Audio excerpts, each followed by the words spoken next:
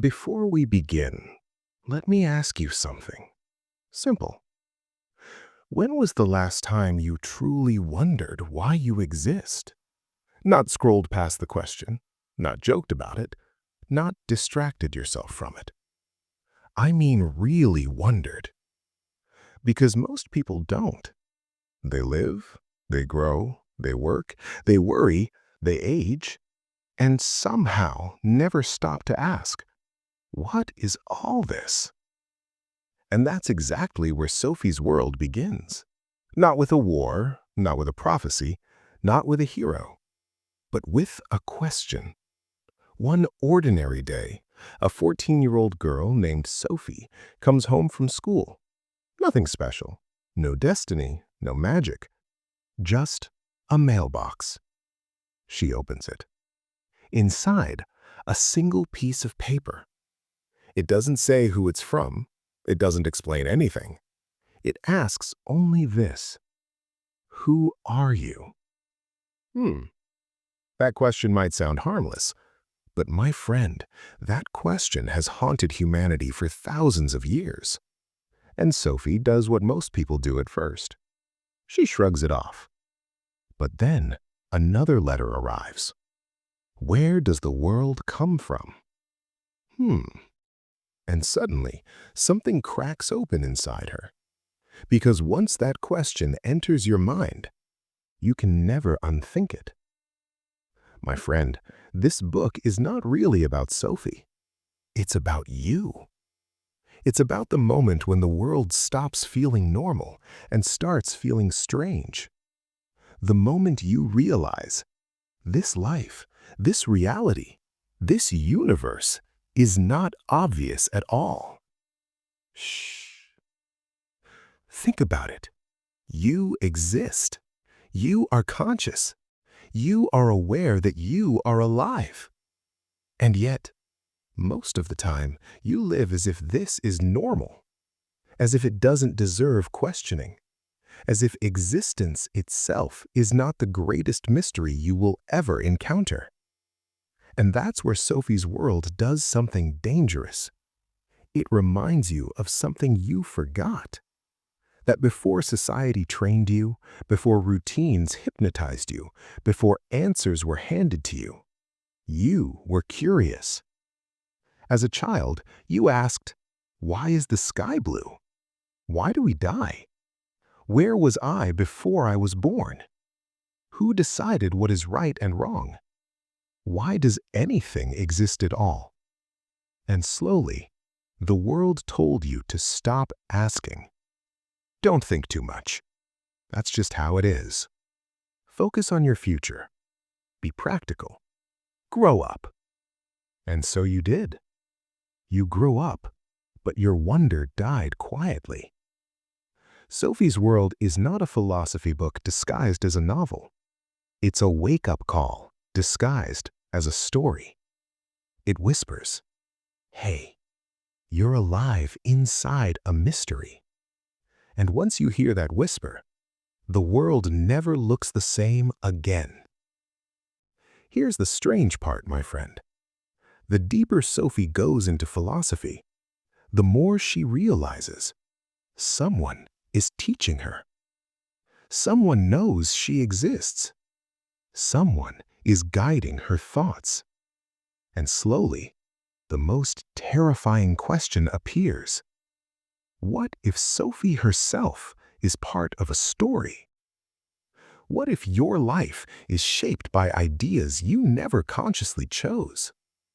What if your beliefs, your morals, your fears, your goals were inherited, not discovered? This is why Sophie's World is so powerful, because it doesn't just explain philosophy. It demonstrates it. It shows how ancient Greek thinkers still live inside your mind. Plato still shapes how you see truth. Aristotle still defines logic. Descartes still whispers, I think, therefore I am. Kant still controls how you experience reality. And modern life still runs on ideas born centuries ago. You think you're modern, but your mind is ancient. And here's the most unsettling realization, my friend. Philosophy is not something you study. You are already living inside a philosophy. You just don't know which one. Every decision you make, every belief you hold, every meaning you assign to life comes from answers given by thinkers who asked questions you stopped asking. Sophie's world does not give you answers. It hands you something far more dangerous: the courage to question again. By the end of this journey, you will not just understand philosophy. You will understand why humans created gods, why science replaced religion, why reason fought faith, why reality may not be what it seems, why free will is still debated, why meaning is not found, but built. And most importantly, you will feel like a child again, standing inside the universe, wide-eyed, curious, slightly afraid, and fully alive. So, my friend, if you're ready to stop living on autopilot, if you're ready to question what you were told, if you're ready to step back into wonder, then walk with me. This is not a book summary. This is a journey through the history of human thought, told through the eyes of a girl who dared to ask the most dangerous question of all. Who am I? Shh. Take a breath. This is Sophie's world. You're listening to Wise Alchemy. Let's begin, my friend. Before there were philosophers, before there were books, theories, arguments, and schools of thought, there was wonder. Shh. Listen carefully. Not the kind of wonder that comes from magic tricks or fireworks, but the quiet, unsettling wonder that whispers, "Why is there something rather than nothing? Who am I? What is this world I'm standing inside?" This is where philosophy begins. Not in classrooms, not in libraries, but in the mind of someone who hasn't stopped asking why. Think about a child. A child looks at the world like it's brand new, because for them, it is. They ask questions adults find annoying. Why is the sky blue? Why do people die? Where was I before I was born? Who made God? What is time? Children don't ask these questions to sound intelligent. They ask because the world hasn't gone numb yet. But adults walk past miracles without blinking. The sun rises, normal. Existence itself, normal. Consciousness, normal. At some point, we stop being amazed and start being comfortable. And comfort, my friend, is the enemy of philosophy. In Sophie's world, the author gives us a beautiful image. Imagine the universe as a giant magician pulling a rabbit out of a hat. Most people live deep inside the rabbit's fur, so comfortable, so used to things, that they forget they're even part of a magic trick. But philosophers climb to the tip of the rabbit's fur and stare straight at the impossible. They don't ask how to be successful. They ask why anything exists at all. Sophie is about to step out of the fur. One ordinary afternoon, a 14-year-old girl named Sophie Amundsen comes home from school. Nothing dramatic, no thunder, no prophecy, just a mailbox. Inside it, one piece of paper. Only 3 words. Who are you? Not how are you? Not what do you want to be? But who are you? That question doesn't ask for a name. It doesn't ask for a role. It asks something far more dangerous. A second letter arrives. Where does the world come from? And just like that, Sophie is pushed out of comfort and into wonder. My friend, These questions are not innocent, because once you truly ask them, you can't unask them. When you ask, "Who am I?" you start questioning labels: student, daughter, nationality, religion, beliefs. And when you ask, "Where does the world come from?" you begin to question explanations you were handed without consent. This is why philosophy is never neutral. It doesn't give answers first, it takes certainty away. Let me ask you something quietly, my friend. When was the last time you looked at existence itself and felt genuinely confused? Not stressed, not anxious, but amazed. At some point, society trains us to stop asking deep questions and start chasing shallow goals. Grades, money, approval, security. Philosophy doesn't help you climb ladders. It asks whether the ladder is leaning against the right wall. And Sophie is standing at the base of that ladder right now. Here's the beautiful truth of Sophie's world. The garden of wonder never disappears. We just forget the way back. And this book, this story, is not really about Sophie. It's about you remembering how to be curious again, to look at the world not as something obvious, but as something unbelievable. My friend, before science, before equations, before laboratories and textbooks, there were stories. Gods pulling the sun across the sky, thunder thrown by angry deities, earthquakes caused by creatures beneath the ground. For thousands of years, this was how humans explained reality. Not because they were foolish, but because they were afraid of the unknown. When you don't understand the world, you tell stories to make it feel safe. And then, something extraordinary happened. Around 600 BCE, in a small region called Ancient Greece, a few curious minds asked a dangerous question. What if the world runs on rules, not gods? This was revolutionary. Instead of asking who caused thunder, they asked what caused it. Instead of praying to explain nature, they observed it. This was the birth of philosophy. Not as wisdom, not as answers, but as curiosity with courage.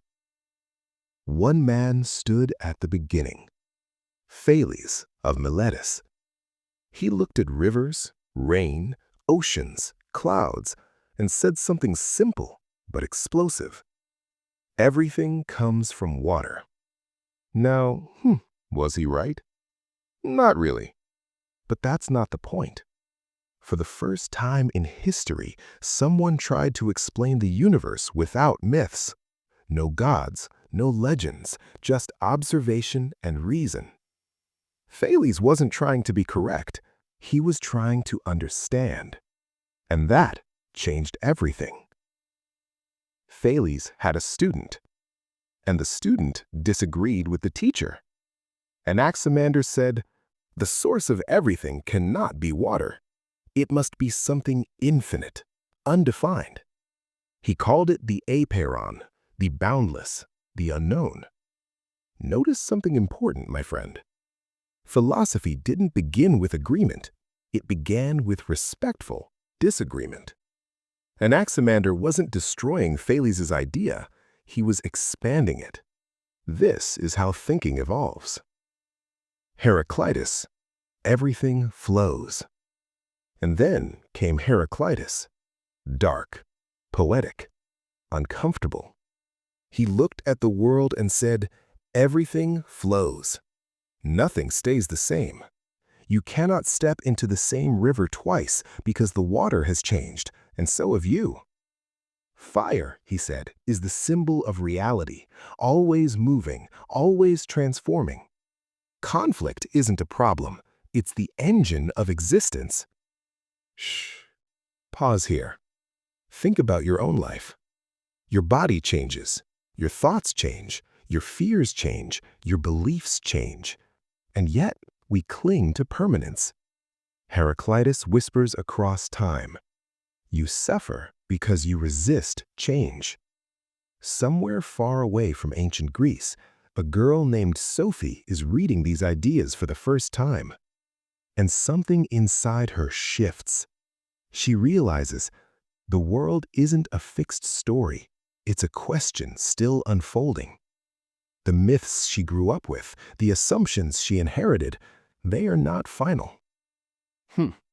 This is the moment philosophy becomes dangerous. Because once you learn that reality can be questioned, you can never fully go back. My friend, ancient Greece didn't give us answers. It gave us permission. Permission to ask, why does this exist? What is change? What is real? What is permanent, if anything? And maybe the most unsettling question of all, if everything flows, then who am I? Sophie doesn't have the answer yet. Neither do we. But she has something more powerful. The courage to wonder. Before we talk about gods, destiny, or meaning, let's talk about something far stranger. Something you cannot see. Something you cannot touch. Something that might be holding everything together, including you. Imagine walking through Sophie's world. Trees swaying, birds flying, people talking, colors everywhere. And then suddenly realizing, what if none of this is solid? What if reality itself is made of invisible pieces? That question alone changed human thought forever. And it was asked more than 2,400 years ago. The boldest imagination in ancient Greece. While most people were still explaining the universe through myths, gods throwing lightning, spirits shaping nature, one man dared to imagine something radical. His name was Democritus. No temples, no prophecies, no divine stories. Just a quiet, dangerous idea. Nothing exists except atoms and empty space. Let that sink in. No gods arranging matter. No magic holding objects together. Just tiny, invisible building blocks moving endlessly in the void. This was not philosophy as poetry. This was philosophy as pure imagination guided by reason. Democritus believed that everything, stones, water, fire, air, animals, humans, even thoughts, is made of atoms. Not the atoms we know today, but the idea of atoms. Tiny, indivisible, eternal, invisible. He said atoms differ in shape, size, weight, movement. And when they combine in different ways, they create everything we experience. Wood feels solid not because it is solid, but because its atoms are tightly packed. Water flows not because it wants to, but because its atoms slide past each other. Solid and liquid are illusions. Only atoms are real. The most dangerous thought of all. Here's where things get unsettling, my friend. Democritus said, color, taste, sound, warmth exist only in our perception. In reality, there are only atoms and void. Think about that. Red doesn't exist. Sweet doesn't exist. Cold doesn't exist. They happen inside your mind.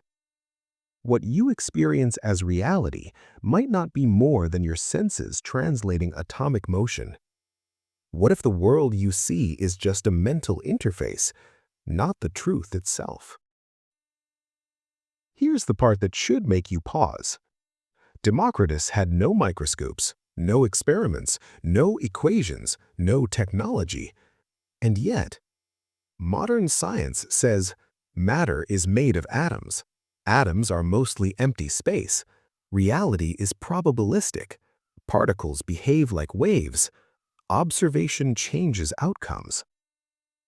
How did an ancient Greek philosopher get so close to modern physics with nothing but thought?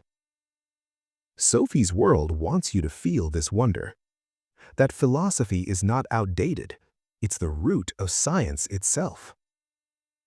Democritus's ideas were dangerous. If everything is atoms and void, where are the gods? Where is destiny? Where is divine purpose? If the universe runs on blind motion, then meaning is not given. Meaning must be created. And that idea scared people far more than monsters or myths ever did. So Democritus was ignored, overshadowed, silenced by history. But his ideas survived. Imagine Sophie reading this late at night. She looks at her hands, the walls, the stars outside her window, and she thinks, am I solid, or am I a temporary pattern of invisible pieces? If I am made of atoms, constantly moving, rearranging, dissolving, then who am I really? This is where philosophy stops being a subject and starts becoming personal. My friend, this is not about atoms. It's about humility. It reminds us that reality is deeper than it looks. Certainty is fragile. What feels obvious may be illusion. Curiosity is more powerful than belief. Democritus teaches Sophie and us that the universe doesn't care about our comfort, but it rewards our wonder. After Sophie learned that reality might be made of invisible atoms, after she realized the universe could be explained without myths or gods pulling strings, a deeper, quieter question appeared. Not what the world is made of, but how should we live in a world we cannot control? Because understanding reality is one thing, living inside it is another. And this is where the Stoics enter the story. The Stoics lived in a harsh world. Wars, plagues, political chaos, exile, sudden death. They looked at life honestly and said, "The universe does not revolve around your comfort." That sounds cold at first, but what they discovered next was strangely comforting. They realized something radical. Suffering doesn't come from events, it comes from our resistance to events. The Stoics believed the universe follows logos, a rational, ordered structure. Nature does not hate you. Nature does not love you. Nature simply is. Storms don't ask permission. Time doesn't slow down for grief. People don't always behave kindly. And fighting this reality only multiplies pain. So the Stoics asked a bold question. If we cannot control the outer world, can we control the inner one? Here is the Stoic breakthrough, my friend. You do not own outcomes. You do not own people. You do not own time. You do not even own your body forever. But you do own your response, your thoughts, your judgments, your values, your attitude toward what happens. Everything else is borrowed. When Sophie begins to understand this, philosophy stops being abstract. It becomes practical, almost like emotional training.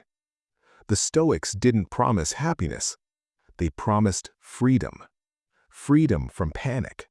Freedom from resentment. Freedom from fear of things you cannot change. They said, do not ask for the world to be easier. Ask for yourself to be stronger. Not stronger through force, but through clarity. This is not emotional numbness. It is emotional discipline. Feeling pain without being ruled by it.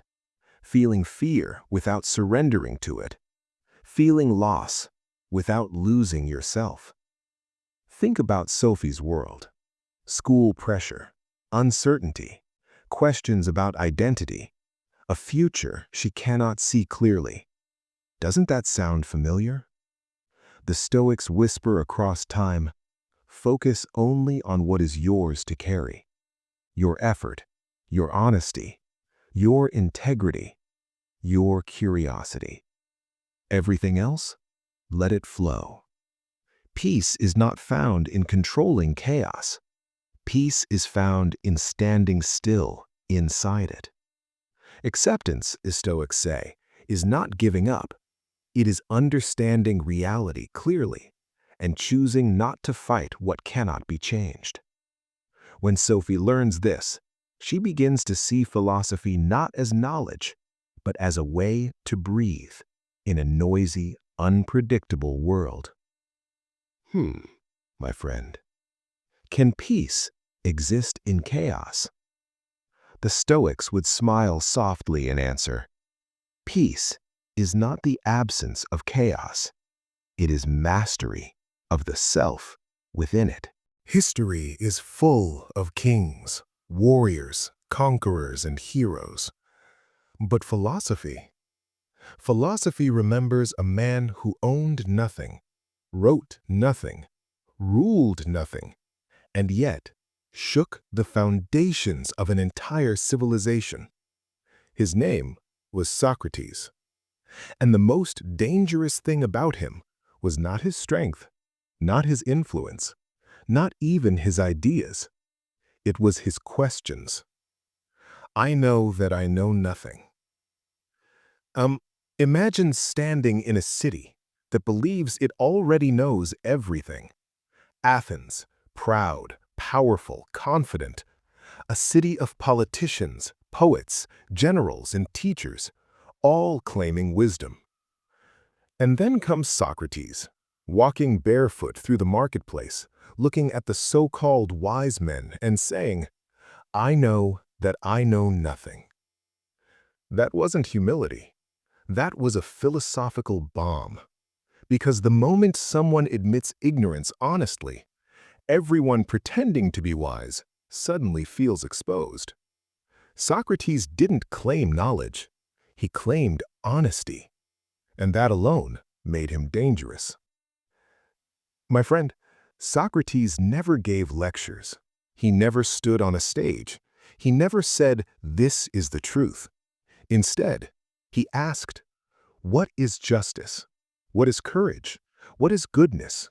What is knowledge? What does it mean to live well?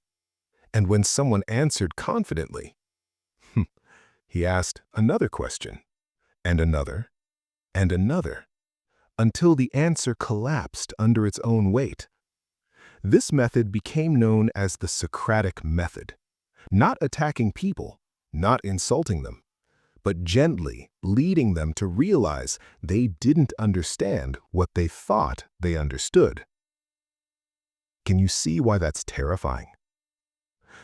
Here's something important, my friend. Authority survives on certainty. Power survives on people not questioning too deeply. And Socrates did the opposite. He questioned politicians about justice, generals about courage, poets about truth, teachers about knowledge. And every time, he exposed a painful truth. Most people don't think, they repeat. They inherit beliefs, they borrow opinions, they memorize ideas, but they rarely examine them. Socrates didn't destroy Athens with weapons. He destabilized it with thought. Ask yourself, my friend, why do authoritarian systems fear education? Why do rigid ideologies hate doubt? Why do insecure leaders silence critics? Because questions loosen control. A man who asks why cannot easily be manipulated. A mind that examines beliefs cannot easily be ruled. Socrates taught young Athenians not what to think, but how to think. And that made him, in the eyes of authority, more dangerous than an enemy army. Eventually, the city had enough. They accused Socrates of corrupting the youth, disrespecting the gods, planting dangerous ideas. But beneath those charges was a deeper fear. He was making people uncomfortable with themselves. Truth does that. Instead of fleeing, instead of begging for mercy, Socrates stood calmly before the court, not afraid, not angry, not defensive, because a man who has examined his life does not fear judgment. The unexamined life is not worth living. This is where Socrates delivers one of the most important ideas in the history of philosophy. The unexamined life is not worth living. Sit with that for a moment. He wasn't saying life without success is meaningless. He wasn't saying life without pleasure is empty. He was saying, a life never questioned is a life never truly lived. To exist without reflection is to sleep through your own existence. My friend, that idea still terrifies people today. When offered a chance to escape execution, Socrates refused, not because he loved death, but because he loved integrity more. If he ran, he would contradict everything he taught. He chose consistency over survival, truth over comfort, philosophy over fear. That's not weakness. That's moral courage. They killed his body, but his questions? They survived.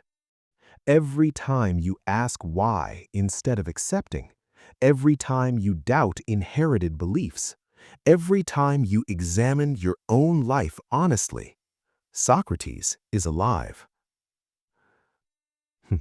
That's the paradox. A man executed for thinking too much became the foundation of Western thought. What if everything you believe is real is only a shadow? What if the world you see every day is not the world as it truly is? This question haunted Plato, and once you hear his answer, you can never unsee it. Plato was a student of Socrates. He watched his teacher question powerful men, and then watched the city execute him for it. That moment changed Plato forever.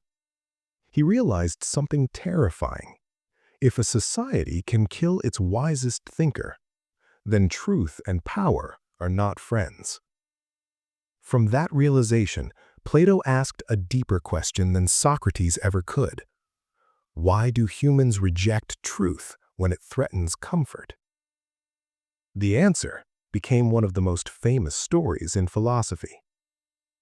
Imagine this, my friend. A group of people have lived their entire lives inside a dark cave. They are chained. They cannot turn their heads. They can only look forward. Behind them burns a fire. Between the fire and the prisoners, objects move back and forth. The prisoners see only shadows on the wall. And to them, those shadows are reality. They give them names. They argue about them. They build beliefs around them. They don't know they are shadows. Now imagine one prisoner breaks free. At first, it hurts. His eyes burn. The light blinds him. Truth is painful, my friend, when you've lived in darkness. Slowly, he realizes the shadows are not real things. They are reflections. He walks outside the cave and sees the sun for the first time. And in that moment, his entire understanding of reality collapses. Everything he believed was wrong. Shh. This is awakening. But here's the part Plato cared about most. The freedman goes back into the cave to tell the others.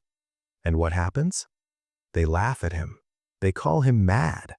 They say his eyes are damaged. Some even threaten to kill him for disturbing their certainty. Sound familiar? Plato wasn't just talking about philosophy. He was talking about society. My friend, Plato's cave is not ancient history. Today, our shadows look like opinions instead of understanding, headlines instead of truth, screens instead of reality, comfort instead of curiosity, certainty instead of wisdom. We argue about shadows while ignoring the fire behind us. We confuse information with knowledge, visibility with truth, noise with meaning. Plato would say, most people don't want truth. They want familiar shadows. Here is Plato's hardest lesson. When you see beyond illusions, you become isolated. Not because you think you're better, but because you see differently. Truth separates. It separates comfort from curiosity, belief from understanding, crowds from thinkers. That's why philosophers often feel alone. That's why awakening feels heavy. And that's why Plato warned us. Once you leave the cave, you can never fully belong inside it again. So now, my friend, let me ask you the question Plato leaves us with. Are you brave enough to question the shadows, even if it costs you comfort? Or are you content watching them dance on the wall? After Plato pulled Sophie out of the cave and showed her the blinding light of ideas, another thinker stepped forward and said something quietly revolutionary. Come back down to earth. That thinker was Aristotle. Where Plato looked upward toward perfect forms, ideals, and eternal truths, Aristotle looked around, at trees, at animals, at politics, at human behavior, at everyday life. If Plato was the philosopher of the sky, Aristotle was the philosopher of the ground beneath your feet. Aristotle was Plato's student, but he didn't agree with his teacher. Plato said, "The real world is imperfect. True reality exists in ideas." Aristotle replied, "No, my friend, reality is right here." He believed that truth doesn't live in some invisible realm of forms. Truth lives in things themselves. A tree is not a shadow of an idea of a tree. It is a tree. You don't understand the world by escaping it. You understand it by studying it carefully. That shift changed everything. Aristotle did something no one had done before. He tried to organize knowledge. He asked, what is something made of? Why does it exist? What is it for? How does it change? From this came logic, rules for thinking clearly. Not poetry, not myth, not guessing. Reason. This is why Aristotle is called the father of science. Before him, people wondered. After him, people analyzed. Aristotle believed nothing exists randomly. Everything has a cause. He described 4 causes. 1. What something is made of. 2. What shape or form it has. 3. What caused it to exist. 4. What purpose it serves. For example, a chair isn't just wood. It's wood, material, shaped into a chair, form, built by someone, cause, to be sat on, purpose. Aristotle believed purpose was everywhere. Nothing was meaningless, nothing was accidental. That idea would dominate human thinking for centuries. Aristotle loved classification. He grouped plants, animals, ideas, forms of government, types of friendship, types of happiness. He believed that understanding the structure of things reveals their meaning. Order was not imposed by humans. Order was discovered. When Sophie learns about Aristotle, she learns something subtle but powerful. The world is not chaos. It has patterns, if you pay attention. Aristotle didn't believe in extremes. He believed virtue lives in balance. Courage is not fearlessness.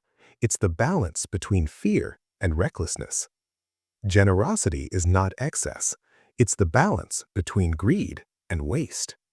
Happiness, Aristotle said, is not pleasure or success. It is living in accordance with reason. Not escaping life, not denying emotion, but shaping character over time. You become good by practicing goodness. In a world obsessed with opinions, speed, and reactions, what happened to slow thinking? Aristotle would probably ask, have we stopped observing? Have we stopped reasoning? Have we stopped asking what something is for? Hmm. We scroll past reality instead of studying it. We react instead of understand. We argue instead of reason. Plato taught Sophie to question appearances. Aristotle teaches her to understand the world as it is. Together, they form two halves of philosophy. One looks beyond, one looks within reality. My friend, maybe wisdom is not choosing one over the other, but learning when to look up and when to look around. Imagine waking up one day and realizing that the world has changed. Not the sky, not the trees, but the questions people are allowed to ask. For centuries, philosophers asked, what is the world made of? Why does change happen? What is truth? But now, a new voice dominates everything. A voice that says, truth has already been revealed. Do not question, believe. Faith comes before reason. And just like that, philosophy walks into the Middle Ages. In ancient Greece, humans stood at the center of philosophy. Reason was king, questions were sacred. But in the Middle Ages, God becomes the center. Every question now points upward. Every answer must align with belief. Why does the world exist? Because God created it. What is truth? What Scripture says. What is a good life? One that pleases God. This wasn't stupidity, it was certainty. People didn't stop thinking, they simply believed thinking had already been done. Here's the tension, my friend. Philosophy asks, prove it. Faith says, trust it. Philosophy doubts, faith obeys. And for hundreds of years, reason is told to sit quietly in the corner. This is why the Middle Ages are often called the long night of philosophy. But nights are never silent forever. One of the first great thinkers of this era was Saint Augustine. Augustine believed deeply in God, but he also loved Plato. He tried to solve the conflict by saying, I believe in order to understand. Meaning, faith comes first, reason comes second. For Augustine, truth already existed in God's mind. Humans could only glimpse it through belief. Reason wasn't rejected, it was subordinate, like a servant, not a master. Centuries later, another thinker appears, Thomas Aquinas. And Aquinas dares to do something dangerous. He asks, what if faith and reason are not enemies? What if they are two paths to the same truth? Aquinas brings Aristotle back into Europe.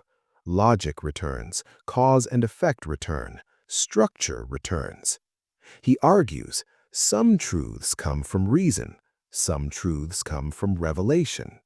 Science can explain the world, faith explains meaning. This was revolutionary. For the first time in centuries, philosophy breathes again, carefully, quietly, cautiously. But my friend, let's be honest, this was not a free-thinking era. To question God was to question authority. To question authority was to risk punishment. Ideas could cost you your freedom, your safety, your life. So people learned to think within limits. Philosophy didn't die, it learned to whisper. And this is where Sophie's world quietly shifts. She should notice something important. Philosophy is no longer about curiosity, it is about permission. What are you allowed to ask? What must you accept? What happens if you disagree? My friend, these are not ancient questions. They're still alive today. Here's the irony. By trying to suppress reason, the Middle Ages preserved it. Ancient texts were copied, arguments were refined, logic was sharpened. The pressure made philosophy stronger, like coal turning into diamond. The night was long, but morning was preparing itself. Imagine waking up one morning and questioning everything. Not just politics, not just religion, not just society, but reality itself. Your senses, your memories, your body, even the world in front of your eyes. Oh, this is where modern philosophy truly begins. Not with faith, not with myths, not with ancient nature gods, but with doubt. And the man who dared to doubt everything was René Descartes. By Descartes' time, the old world was cracking. The Middle Ages told people truth comes from God and tradition. But science was rising. Telescopes were challenging the heavens. Mathematics was explaining motion. Old authorities were being questioned. And Descartes asked a dangerous question. If so many things we believed were wrong, what if everything we believe is wrong? What if the ground beneath thought itself is unstable? Descartes decided to perform a mental experiment. He said, I will doubt everything that can possibly be doubted. Not because he wanted chaos, but because he wanted certainty. He doubted his senses, because senses can deceive, his memories, because dreams feel real, the physical world, because illusions exist, even mathematics, because what if a powerful deceiver tricks the mind? This wasn't philosophical skepticism for fun. This was philosophical surgery, cutting away everything unreliable, until only one thing remained. In the middle of all this doubt, Descartes noticed something strange. Even if everything is false, even if the world is an illusion, even if a demon is deceiving him, he is still doubting. And doubting is thinking. And thinking requires a thinker. So he reached the most famous sentence in philosophy, cogito ergo sum. I think, therefore I am. Not I believe, therefore I am. Not I exist because others say so. Not I am because God says so. But thinking itself proves existence. Even if everything else collapses, the act of awareness remains. This moment changed philosophy forever. Before Descartes, truth was outside, in God, nature, tradition. After Descartes, truth begins inside the mind. The self becomes the starting point. Consciousness becomes the foundation. Subjective awareness becomes undeniable. This is the birth of the modern self. The moment humans stopped asking, what does the world say is true, and started asking, what can I know for certain? But Descartes' discovery came with a cost. If the mind is certain, but the world might be an illusion, then how do we reconnect them? This split created what philosophers call dualism: mind versus body, thought versus matter, subject versus object. Modern humans inherited this split. We feel separate from nature, separate from each other, trapped inside our own heads. Descartes gave us certainty, but also loneliness. My friend, look around. Screens replace direct experience. Algorithms shape perception. Virtual worlds feel real. Reality feels questionable. Descartes didn't just describe the 1600s, he predicted us. We now live in a world where asking what is real is no longer philosophical, it's practical. And his answer still echoes. Even if the world lies, awareness itself cannot. You might doubt everything, but you cannot doubt that you are aware. So let me ask you gently, my friend. If your thoughts prove you exist, then who are you beneath your thoughts? That question leads us to the next chapter, where reason and emotion collide, and certainty begins to shake again. After centuries of faith, authority, and inherited truth, humanity reaches a quiet but dangerous question. How do we actually know anything at all? Not what we believe, not what we're told, but what we know. This question splits philosophy in two, like a crack running through the foundation of modern thought. On one side, rationalism. On the other, empiricism. And both are convinced the other is wrong. Rationalists say truth is born inside the mind, through logic, through reason, through ideas that exist before experience. Empiricists reply, no, no, no. Truth comes from experience, from the senses, from what we see, touch, hear, and feel. Is knowledge something we discover internally, or something the world writes into us? This question will shape science, psychology, politics, even how you understand yourself. John Locke and the blank slate. Enter John Locke. Locke looks at a newborn child and says something radical. The mind is a blank slate. No built-in ideas, no preloaded truth, no hidden knowledge waiting to awaken. Just emptiness. Everything we become, Locke says, comes from experience. The warmth of fire, the pain of loss, the sound of a voice, the pattern of the world repeating itself. You are not born knowing, you are born learning.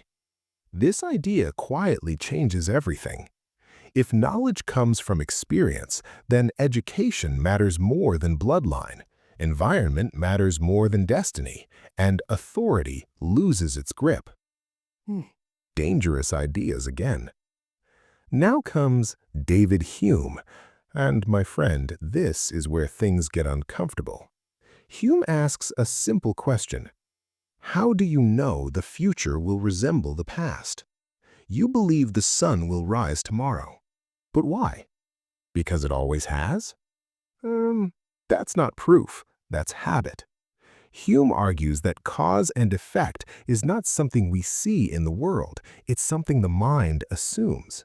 We see events follow one another, but the connection? That connection exists only in your mind. This realization shakes philosophy to its core. If causation is habit, if certainty is illusion, then how much of reality is truly solid? Here's the turning point of this chapter. Empiricists believe knowledge comes from experience, but Hume shows that experience alone cannot guarantee truth. So now we're trapped between two problems. Reason alone floats above reality, and experience alone cannot explain certainty. So what are we actually doing when we know something? Are we discovering reality, or are we quietly constructing it inside our minds? Maybe reality isn't something we observe. Maybe it's something we participate in. My friend, this isn't old philosophy. This debate lives inside you right now. When you trust data, that's empiricism. When you trust intuition, that's rationalism. When you question news, memory, perception, that's Hume whispering. Science leans on experience. Math leans on reason. Psychology balances both. And your identity is shaped by what happened to you and how your mind interpreted it.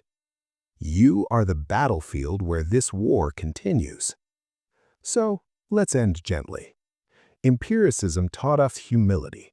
Rationalism taught us structure. Neither won completely. Because truth is not found at one extreme. It lives in the tension between what the world gives us and what the mind does with it. Maybe the question isn't, do we see reality or create it? Maybe it's this. How much of reality would disappear if there were no one left to experience it? By the time we reach Immanuel Kant, philosophy has hit a wall. For centuries, thinkers were fighting over one question. Does knowledge come from reason, or does it come from experience? Rationalists said, truth lives in the mind. Empiricists said, truth comes from the senses. And the argument went nowhere. Until Kant stepped in and said something unsettling. You're both wrong, and you're both right. What if the real question isn't where knowledge comes from, but how the mind makes knowledge possible at all? Before Kant, philosophers assumed something simple. The world exists, we observe it, we understand it. Kant said, stop. What if the process works the other way around? What if the mind actively shapes reality before you ever experience it? Not creates reality, but filters it. Like a pair of invisible glasses you were born wearing and never realized were there. Here's Kant's most shocking claim. Space and time are not properties of the universe, they are structures of the human mind. Let that sink in. You don't experience things in space and time because the universe is that way. You experience them that way because your mind organizes experience like that. Everything you see is already processed. Everything you touch is already shaped. You never encounter raw reality. You only ever encounter reality as your mind allows you to see it. Kant said the mind uses built-in concepts. He called them categories. Cause and effect, quantity, unity, substance, necessity. You don't learn these from experience. You use them to have experience at all. When you see a glass fall and break, you don't wonder if it has a cause. Your mind demands one. Cause and effect aren't discovered, they're imposed. Reality must obey the rules of your mind to even appear to you. This leads to Kant's most humbling idea. There are two levels of reality. 1, the world as you experience it. 2, the world as it is in itself. The second one, you can never access it. Never. No science, no philosophy, no religion. Human knowledge has limits. And that's not a failure. That's honesty. Kant wasn't saying nothing is real. He was saying, be humble about what you can truly know. Here's where Kant becomes deeply human. If we can't know ultimate reality, what can we know? How we should act. Kant said morality does not come from fear, reward, or emotion. It comes from reason and responsibility. You act morally when you act in a way you believe everyone should act. Not because you're watched, not because you're praised, but because you respect rational beings, including yourself. Morality isn't obedience, it's dignity. So, my friend, after Kant, philosophy is never the same. We no longer ask, what is reality? We ask, how does the mind shape what we call reality? You are not a passive observer of the universe. You are a participant, a filter, a lens. The world you experience passes through you first. And that means something powerful. You are responsible not just for your actions, but for how you interpret life itself. Now, slow down for a moment, my friend. Because this chapter is not really about Sophie anymore. It's about you. Throughout this journey, Sophie believed she was discovering philosophy. But quietly, philosophy was discovering her. And now, at the very end, the question changes. Not what is the world, not who am I, but something far more unsettling. Am I real in the way I think I am? Sophie begins to notice something strange. Events feel scripted.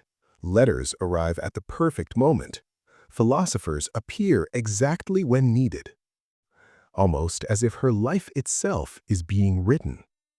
And then comes the revelation.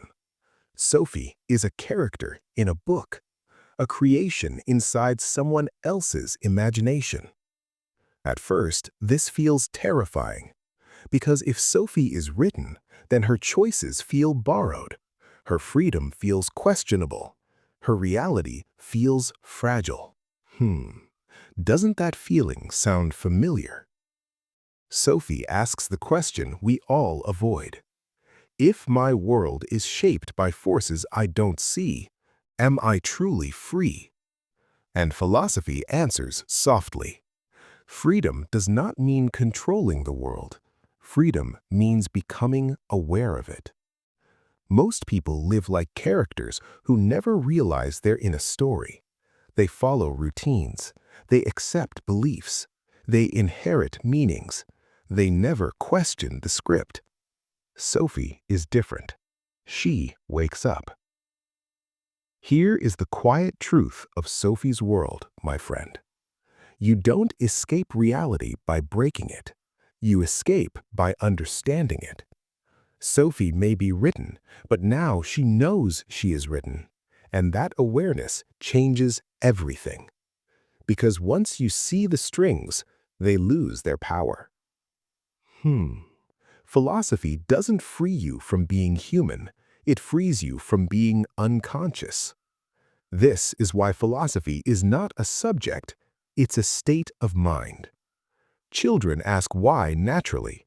Adults stop asking to feel safe. But Sophie never stops. And neither should you. Because the moment you stop questioning, you fall asleep inside the story. Philosophy is the act of staying awake. Here is the final whisper of the book.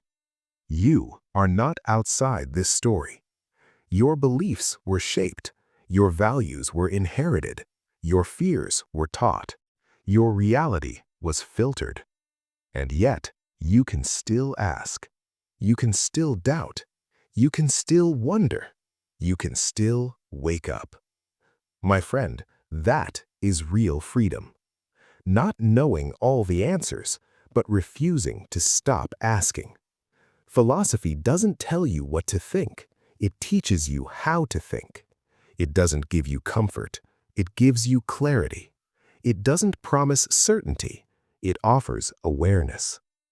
And awareness, my friend, is the beginning of a truly lived life. Shh.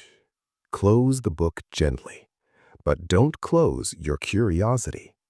Because the final truth of Sophie's world is this. The story never ended. It just passed to you. And now, my friend, you are the one asking the questions. And that's it for today, my friend. You were listening to Wise Alchemy. The story ends here for now, but you and I will meet again. Thank you.